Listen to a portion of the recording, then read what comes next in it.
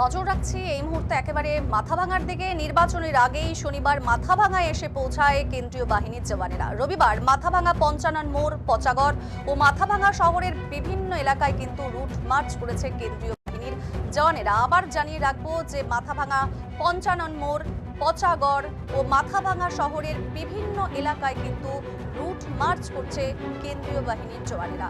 উল্লেখ্য, শনিবার এসআইআর এর চূড়ান্ত তালিকা প্রকাশ করেছে নির্বাচন কমিশন। কমিশনের পক্ষ থেকে ঘোষণা করা হয়েছিল 1 মার্চ থেকে রাজ্যে কেন্দ্রীয় বাহিনীর জওয়ানেরা রুট মার্চ করবে।